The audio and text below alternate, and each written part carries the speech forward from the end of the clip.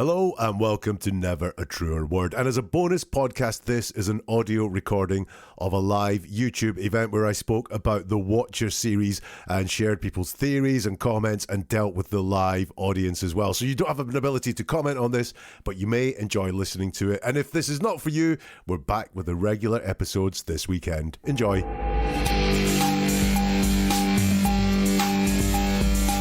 Never a Truer Word, where we're looking at The Watcher. We've just finished watching episode 4, so let's have a dig into what it was that The Watcher was all about, shall we? I have done all my talking on The Watcher.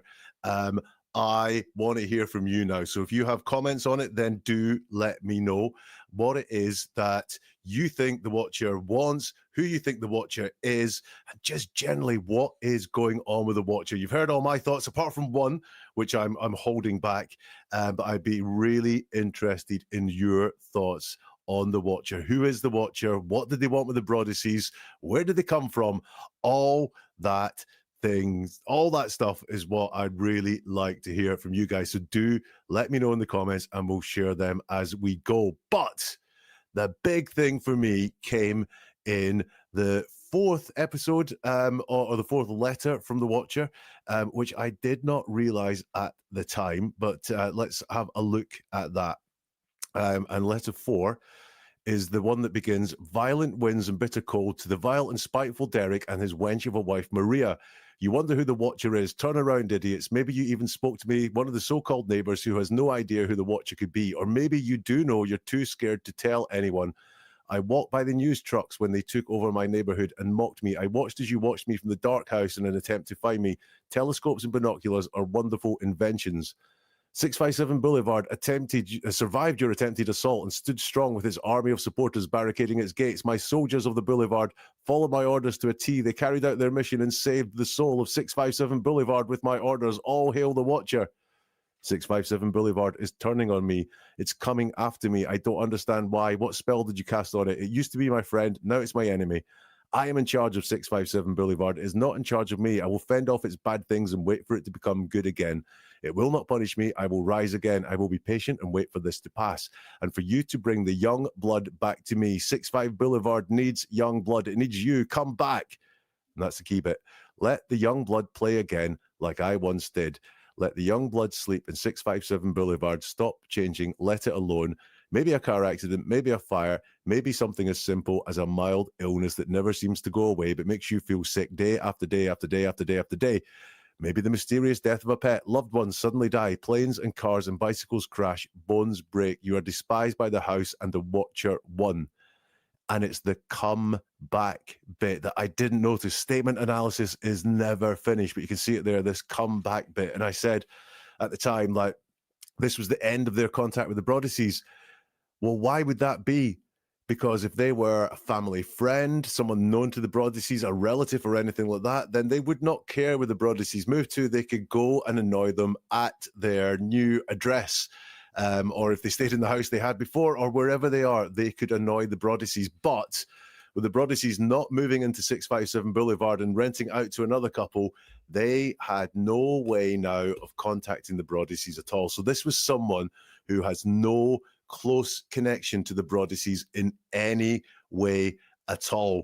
They knew they lived at 657 Boulevard or they bought 657 Boulevard, but once they moved on from there, they had no idea whatsoever. Right, so what are your comments? Let me see what people have got. Sheila says, I'm a bit confused with the letters to the previous owners from The Watcher. Now, as far as I know, there was one letter to the previous owners, which seemed to be from The Watcher, but they disregarded it. They thought it was a crank or put it in the bin. That's as far as I know, there was just one letter there. But Erica has a point here. In the later lawsuit, supposedly the old owners did confirm they got one, but said they threw it away. No one knows for sure yet. Have not seen anything concrete on that one originally there. Sheila, again, I was convinced it was someone whose parents worked in the house years ago. Now, Sheila, I'm not on board with that one at all because these were anonymous letters So the whole point of anonymous letters is not revealing your identity. So when they did things like said their father watched the house, their grandfather watched the house, they used to run in the house in the 60s, I didn't think that at all, because that would reveal their identity in some way. It would not be so hard to go back and see who used to own the house, who used to hang around the house, which children would be around the house in the 60s. So I thought that was all a little bit far-fetched. I thought that came very much from the literary thing that we saw, that the person enjoyed concocting stories and had watched a lot of horror films or read a lot of horror books, or both. And I think that's why they spoke about that being around the house. Colette, this is a bit frantic and desperate and somewhat delusional. Is that me, or is that the Watcher? Yeah, the Watcher towards the end got frantic when they realized that contact with the Broaddusses was being broken off. And that's why I do think what they wanted was a sort of connection with the Broaddusses. They wanted potentially David, I think, to reach out and go, are you the person sending me these letters? So they could have that contact again. Kay Jones, was the purpose to stop them moving in? If so, who would want to do that? I don't know. I don't think so, Kay Jones. I think they really wanted the Broaddusses actually to move in because they could keep having that contact with them. They knew where the Broaddusses were. They could drive past and see dumpsters and so on. Helen, it was a colleague or ex of Derek. Helen, I don't know if you mean like current colleague, ex-colleague, or ex in the relationship sense of Derek that he had an affair with. He promised to leave his wife and didn't. If Mr. Broaddus is watching, I'd just like to say these are not my words. They belong to a commenter, so you can sue that person and not me. He promised to leave his wife and didn't, maybe even got her pregnant, used knowledge of horror movies to deliver these letters. And Helen, not that far from what I think. And Colette is there as well. Sage Things, I think it was someone who loves writing above all else. I would agree with you a lot there, Sage, that the Watcher did enjoy writing, although the first ones seemed quite carefully crafted. Letters 1 and 2 did seem quite carefully crafted. 3 and 4 got a little bit more like a stream of consciousness. They didn't seem to have the fear factor. Someone, and we may come to this at some point, someone commented that the whole list of things, that maybe a car accident, maybe a, there was no direct threat in them, but it was kind of like trying to create a bit of fear by saying, maybe if you get ill, you'll think of me, almost to want that connection to go on, even though they knew the connection wasn't going to go on. Pammy, it certainly sounds like an old lover of Derek's, except the prior owner's letter issue. If true, yeah, I agree there. Syra says, yeah, ex of Derek or wanted Derek. I think wanted, Syra, might be kind of more in the, it might be an unrequited sort of attention seeking. The Sellers, the Woods realtor, is my top guess, says Erica. I wouldn't be averse to that one, Erica. We saw a lot of language around houses, and not just the fact the house existed as a concept in this person's mind, but we saw it was always referred to as the address. They kind of knew what renovations were going on and so on, like they had an eye for that kind of thing. A couple of slips in the language as well. Talked about good move a lot, which move is a concept in real estate. And also, as someone mentioned in the live chat for episode 4, the phrase where the Watcher uses let it be rather than leave it be. Well, let, again, is a real estate term, isn't it? Leave it be would be kind of leave it alone.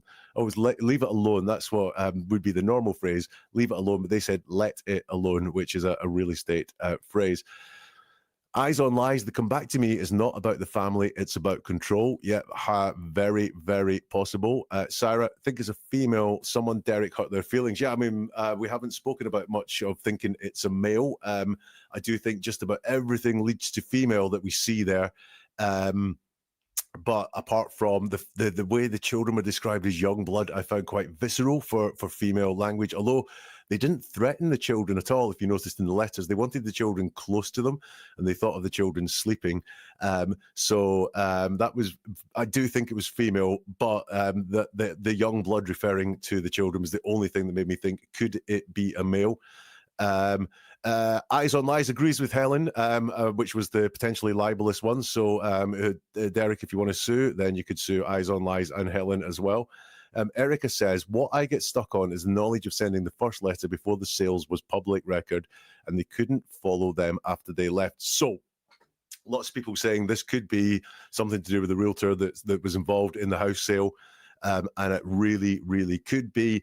But if you look, their knowledge of the Broaddus's was wafer thin. They knew the names, didn't just mention anything about their history. If you were trying to freak them out, you would try and drop in a something.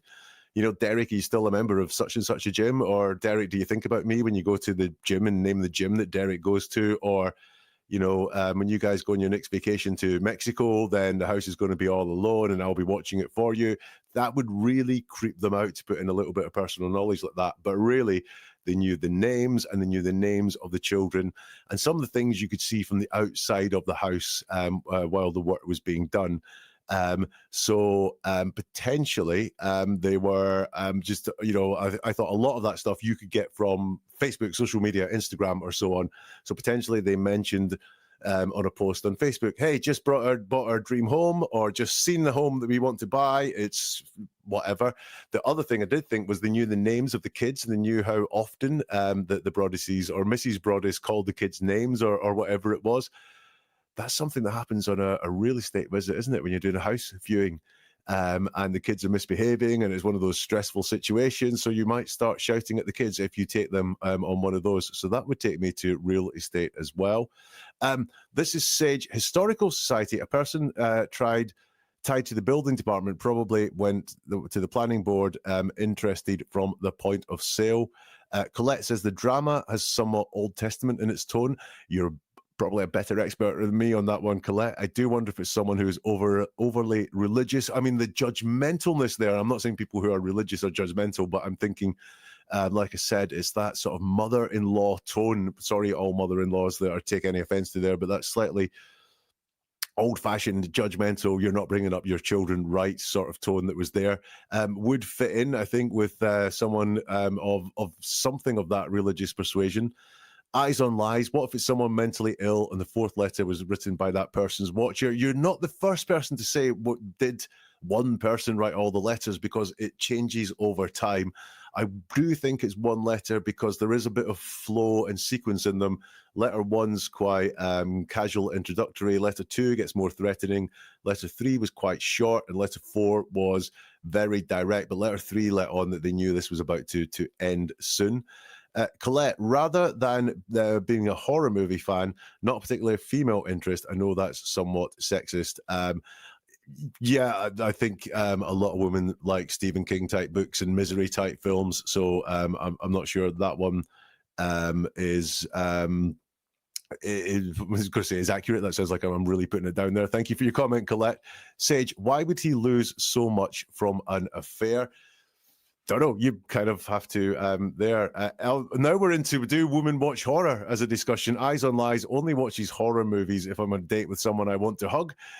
So slightly too late for me, but might have thought about that in my younger days. Colette, what business is Derek in? Oh, I did know this. I think they mentioned it in the Consult podcast, which is where I got the idea for doing this series. So I should credit the Consult podcast. I'm sure it did mention there about what business he was in, but I'm afraid I don't know off the top of my head. Jody joining from the USA. What's the discussion about? Jody, it's about The Watcher, which is you might know it from Netflix, where it was a series, but it's based on a true life story of an anonymous letter sender. So that is what this is about. We've looked over the past 4 weeks at the 4 letters the Watcher sent to this couple to try and scare them.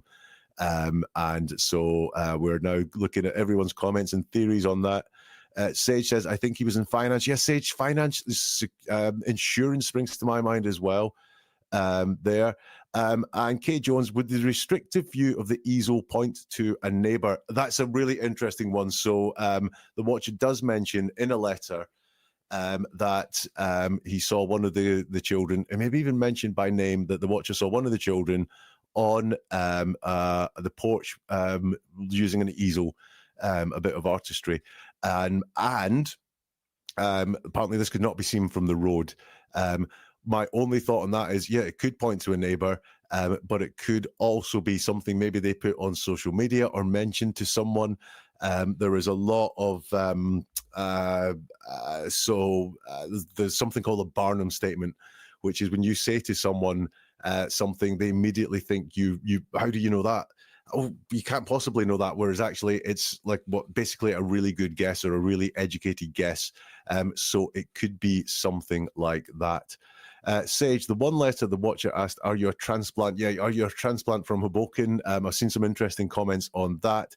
Eyes on Lies, does mental illness run through Derek or Maria? I don't know on that one. Erica, I've heard the term young blood referring to younger men in a non-threatening way. Yes, more like a slang type of term. Not sure if it could possibly be related. It sounds bad to say it about kids, though. It does. Also, young blood is used to in things like sport or arts culture. Talking about young blood means new performers, new talent coming through. It's freshness thing. It's a good thing, you know. With the football club has young blood, or some great young blood coming through, or things like that. Yeah, I have heard it used in that term as well.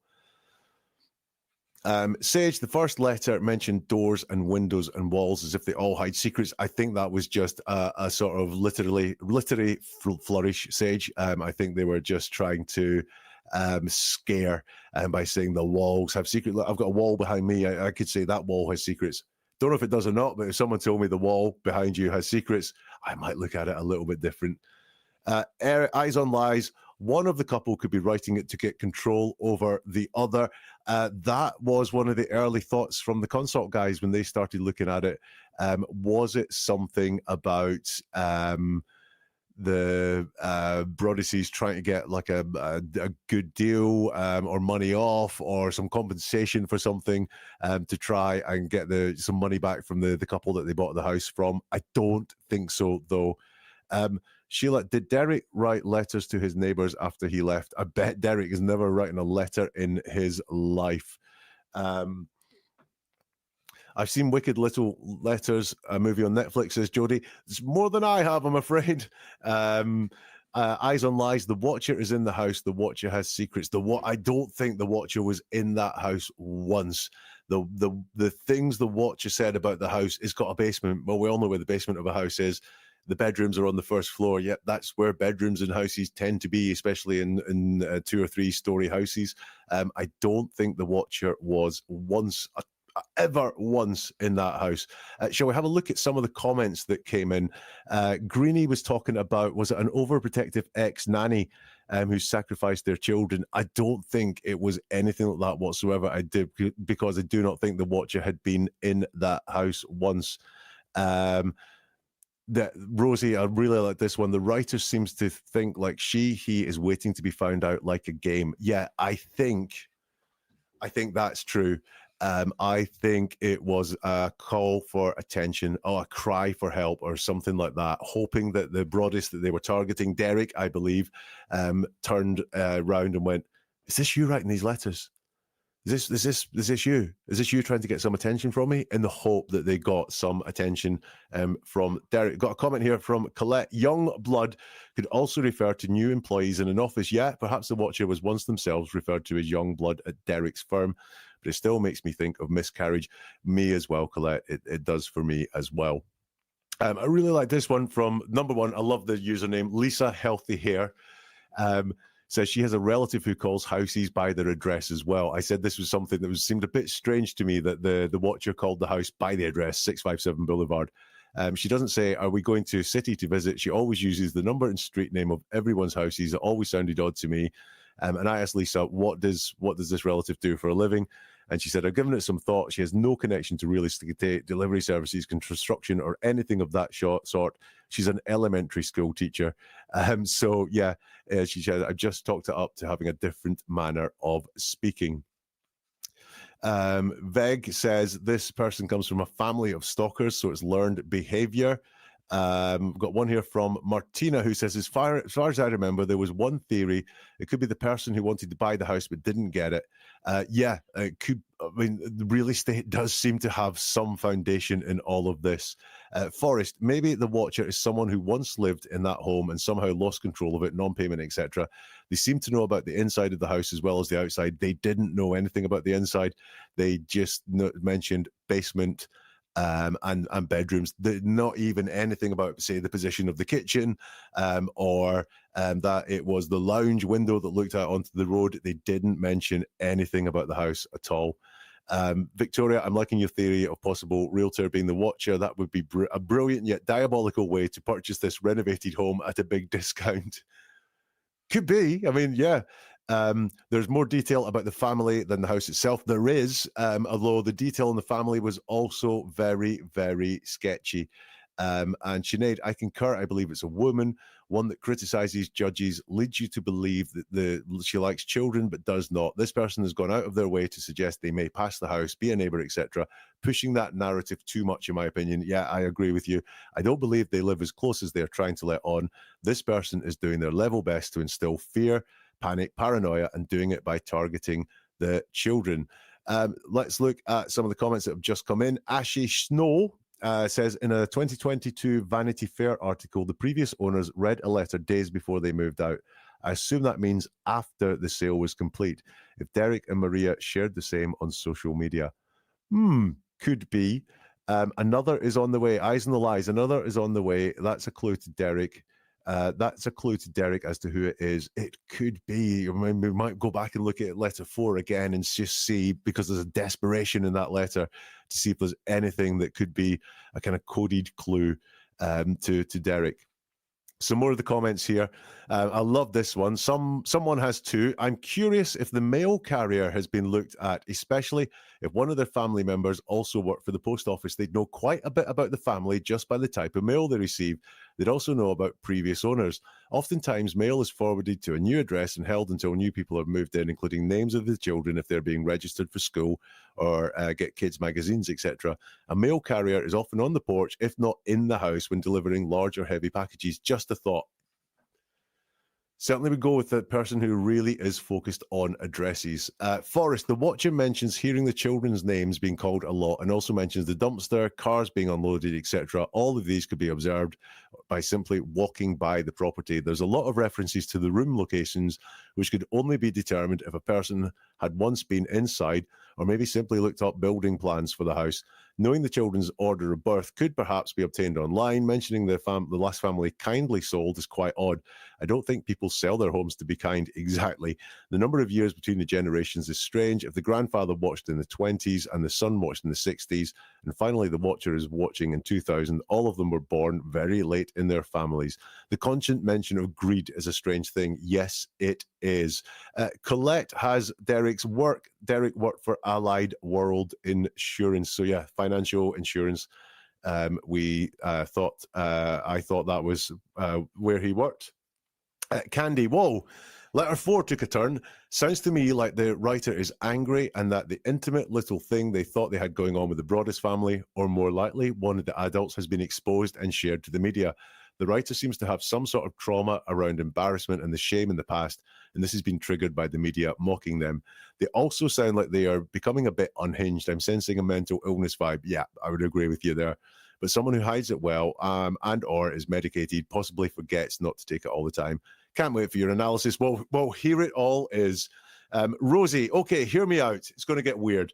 The watcher does make an implied call to action for them to pay attention to their kids. Agreed, there is no explicit call to action. I said that was one of the very interesting things, that there wasn't any, if you don't do this, then I will do that, or I will do that until you stop doing this. There was nothing like that, but there is that implicit pay attention to your kids. The watcher was a babysitter in that house at one point and resented the parents who employed her. Rosie, don't think the watcher has ever been in the house whatsoever. That made her think she deserved the great house more than them and imagined herself owning it. Never married, no kids of her own. She now tries to make the current owners do what she once imagined herself doing as a parent and owner of such a fabulous home. She's living vicariously through the house. Could be. Like, we've got 5 more minutes. So if you've got any last thoughts on who the watcher is, now is the time to get them in the comments and we'll go through them. Missy, excuse me, let me take a drink. Missy says the house had recently been for sale. It's very easy to find pictures of online and have a general idea of layout, basement and attic. Yeah, the watcher was very good at looking as if they'd been very close to the house, but the information they shared could have come from many places. Lily, I'm wondering if the Watcher was a playmate of children who lived there or a parent who worked at the house. So much envy and a lot of malice. Peeved. I've always thought the writer might have been a parent who worked in the house for the owners at some point. As such, maybe they did roam the halls as a child. I don't think so, but I've said that enough times, haven't I? Maybe they aspired to own the home themselves, but knew they never could. It is a possibility. Having said that, I really like the idea of this being someone involved in real estate. I suppose the two things are not necessarily mutually exclusive. Yeah, I think we've got lots of things going on. I think if you bring two of them together, you probably have the Watcher. Forrest says, you have to feel the Watcher is occupying themselves with whatever they can glimpse of the house and the family. They ask, where have you been? Which would indicate that they are aware there has been an absence. One telling thing in the third letter is that the Watcher states, I roamed the halls, and mentions the 1960s as the time this occurred. That would put the Watcher's age at approximately 60 to 65 years of age. The fourth letter is definitely the crackerjack of them all. Can't wait for you taking the fourth letter. This series has been really enjoyable. Thank you. Rosie, the paragraph mentioning all sorts of bad things that can happen as a person seems like an attempt to make them attribute anything bad that does happen to the Watcher. She wants to be remembered. That's what the comment I was referring to earlier. I think that is a really smart point. This was the desperation in the last letter. I'm not going to be able to contact you anymore, so I want to leave that lasting impression. I want you to think of me at some point. And then we have Forrest, finally. I hadn't thought that perhaps the Watcher was an ex of Derek. The last letter seems very angry in tone, maybe because the party is over for the Watcher. The mention of telescopes and binoculars was interesting, but then I thought about Google Maps, all the things you can see by repeatedly checking a location with it. This has been an enjoyable way to spend a morning going through these 4 episodes. Thank you, Jack. Thank you, Forrest, for that. So, any last comments? We've got a couple of minutes left. Colette says they also insure properties, which could explain the way the Watcher refers to the house by the address. So if he works for an insurance company, yeah, I said I think the Watcher has a job that involves addresses. If it's home insurance, my God, that involves addresses, which would infer maybe someone at Derek's work. It's maybe someone at Derek's work that has a crush on him, that is not going to put a note on his desk at work because the kid got caught, but found out where he lived. Could be, or someone he's annoyed at work or something like that. Eyes on Lies. Did I miss the part about how the Watcher can't have been inside the house? Yes, I've mentioned it lots. Not they can't have been inside the house. They may have been inside the house, but nothing they write suggests they have been in the house at all. There's not one thing. If you were in my house for 5 minutes, you would be able to tell me things about my house that only people who had been inside my house would know. Like, is my kitchen large? Is my kitchen small? You don't know because you've not been inside my house. And the Watcher does not know anything about what's inside the house. They don't mention the hall that runs from the front door to the back door, if there was one, for example. They don't mention the fact, is it a spiral staircase? Is there a flight of stairs that's got a turn in it or anything like that? They don't mention anything at all, Eyes on Lies, that could only have come from being inside the house.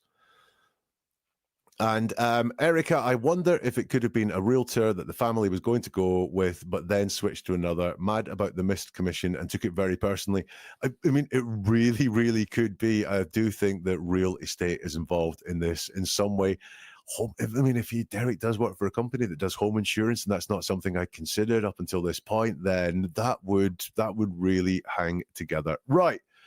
That's it. Half an hour, I think, on the entire Watcher series. Thank you so much for all your comments on this live, and thank you so much for all the comments that we have seen on all the episodes as they've gone out. It's been so much fun to do. As I always say, statement analysis never ends. So if I spot anything else about the Watcher, keep an eye on the socials, keep an eye on the YouTube community, and I will share anything that I spot if I look at these again and again and again. Erica says, just one last comment. Thanks, LOL. I hope one day we find out. So do I. Wouldn't that be interesting if the Watcher case got solved? And if it does get solved, I don't read news very much, so if it does get solved, do let me know. Neveratruerword.com is the website where you can find how to get hold of me on the socials and let me know.